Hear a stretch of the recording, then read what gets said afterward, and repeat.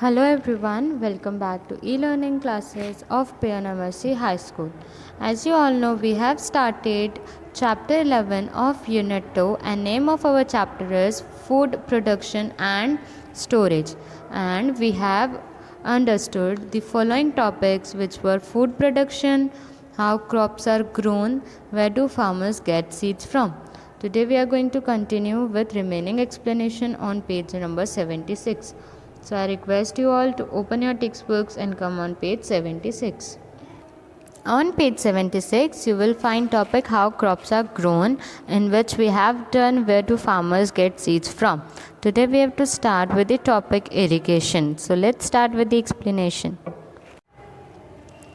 Water is essential for the survival of crops. जैसे हम human beings के लिए पानी बहुत ही ज़रूरी है, वैसे जो क्रॉप्स है उनके लिए भी पानी बहुत ही ज़्यादा ज़रूरी है. Apart from rain water, farmers also use water from rivers and lakes for irrigation. अब ये बारिश के पानी के अलावा जो फार्मर्स है वो रिवर्स में से, लेक्स में से भी पानी यूज़ करते हैं. Irrigation refers to different methods of bringing water to lands that are dry so that crop can grow there. Irrigation क्या है? इरीगेशन एक ऐसा चीज़ है या इरीगेशन के बहुत सारे डिफरेंट मेथड्स है. इरीगेशन से पानी को उन लैंड पे लाया जाता है जो बहुत ही ज़्यादा ड्राई है. वहाँ पे पानी लाने के बाद वहाँ पे क्रॉप्स ग्रो किए जाते हैं. Canals, tube wells and water pumps are used in many parts of India to irrigate the fields. Canals है, ट्यूब वेल्स है, वाटर पंप है, ये सब इंडिया के काफ़ी सारे पार्ट्स में यूज़ किया जाता है ताकि वो लोग फील्ड में पानी पहुंचा सके. Device like the water wheel and the picota are also used. काफ़ी सारे अलग अलग डिवाइसेस है, जैसे कि वाटर व्हील्स है, आप देख सकते हो पिकोटा का बाजू में फिगर दिया गया है. ये सारे डिवाइसेस है जो यूज़ किए जाते हैं. A water wheel has containers attached to a wheel which is turned by oxen और डोंकीज़. जो वाटर व्हील होता है वो क्या होता है? वाटर व्हील जैसे नॉर्मली व्हील्स होते हैं, वो वाटर व्हील भी ऐसा ही बहुत ही बड़ा होता है जिसमें कंटेनर्स अटैच किए जाते हैं व्हील्स पे, और वो चलते कैसे हैं? With the help of oxens और donkeys. The wheel move on being turn and the container scoop up water. जैसे वो व्हील्स घूमते हैं वैसे ही जो वेसल्स हमने वहाँ पे अटैच किए, कंटेनर्स जो है वो उसमें से पानी भर लेते हैं. A picotta is like a seesaw with a goat skin bucket at one end and rock at the other. अगर आप बाजू में पिक्चर देखोगे तो आपको दिखेगा कि ये सीसॉ की तरह है. एक एंड पे पत्थर है और दूसरे एंड पे क्या है? Bucket. The bucket moves to pick up water and the stone help to lift the bucket. जो बकेट है वो क्या करती है? पानी बकेट में भरती है, और जो स्टोन है वो उस बकेट को लिफ्ट करने में, ऊपर उठाने में मदद करता है जब बकेट भर जाती है. We will read about other processes of irrigation in later chapter. आगे के आने वाले चैप्टर्स में हम और भी इरीगेशन के सोर्सेज के बारे में पढ़ेंगे. Let's continue with the explanation on page number 77, that is fertilizers and pesticides. Irrigation के बाद का टॉपिक fertilizers and pesticides अब हम समझ रहे हैं. A fertile soil has all the important nutrients for crop. जो सॉइल, जो मिट्टी बहुत ही ज़्यादा फर्टाइल होती है, उसके अंदर क्रॉप को जितने भी इम्पॉर्टेंट न्यूट्रिएंट चाहिए वो सब अंदर प्रेजेंट होते हैं. Farmers ensure soil fertility by using manure and fertilisers. जो फार्मर्स है वो इंश्योर करते हैं कि जो सॉइल है, जो मिट्टी है वो कैसी है? फर्टाइल है, और उसके लिए वो लोग उसमें क्या यूज़ करते हैं?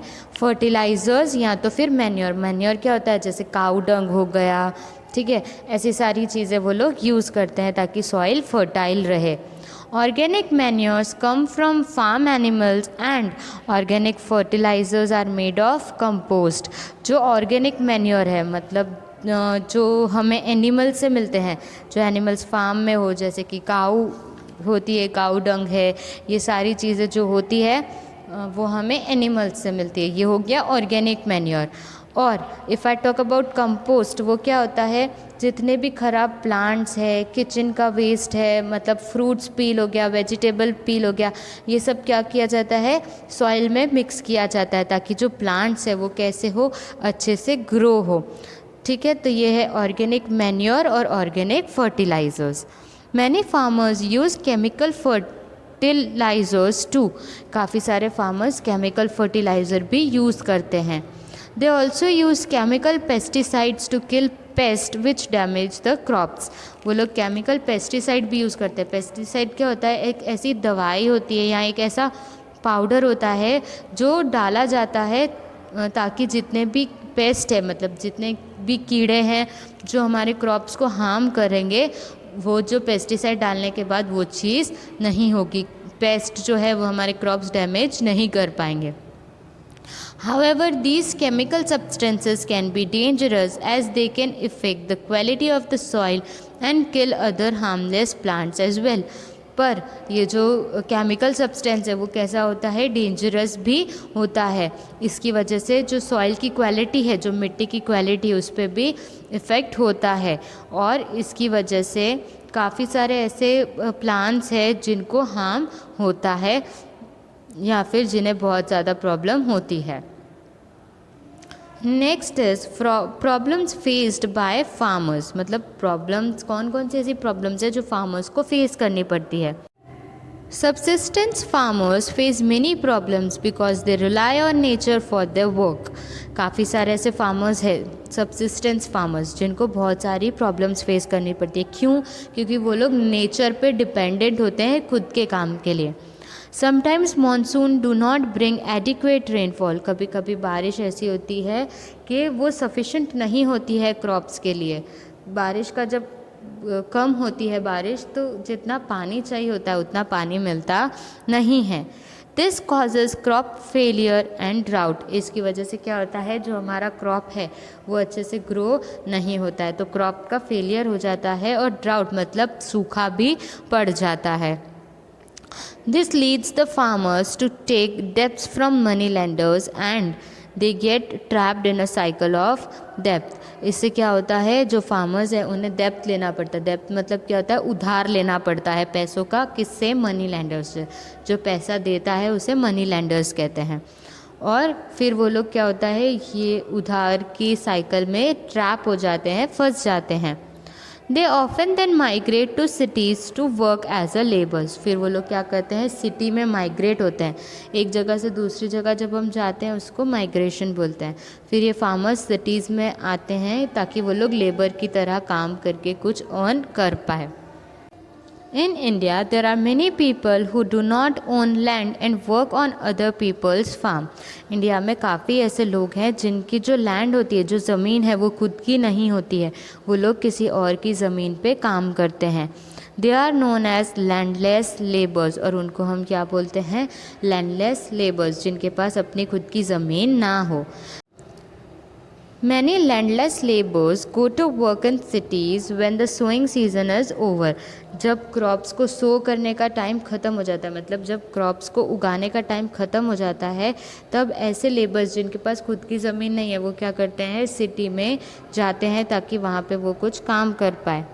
दे return to the villages during the harvest season, और फिर वो लोग क्या करते हैं, जब वो क्रॉप्स का हार्वेस्ट मतलब क्रॉप्स कटिंग का टाइम होता है तब वो लोग वापस से विलेज में आ जाते हैं। This is known as seasonal migration, और इस चीज़ को क्या बोलते हैं, seasonal migration. The children of these farmers end up dropping out of schools when they go back to villages.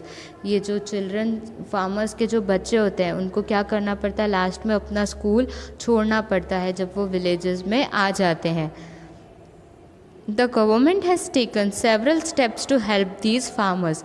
Government ने काफ़ी सारे स्टेप्स लिए हैं ताकि वो फार्मर्स को हेल्प कर पाए।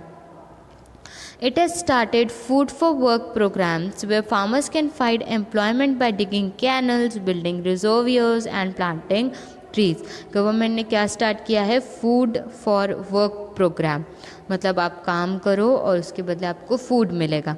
जहाँ पे फार्मर्स को क्या करना पड़ता है, उन लोगों को एम्प्लॉयमेंट मिलती है, उनको काम मिलता है, जहाँ पे उन लोगों को कैनल्स डिग करने हैं या फिर रिजर्वियर्स बनाने हैं या तो ट्री प्लांट करना पड़ता है। I hope you all are clear with these topics. So students, this is all for today's video. Remaining explanation we will continue in our next video. Till then, keep reading, keep updating your notebooks if not complete. Stay home, stay safe, take care of yourself. Thank you.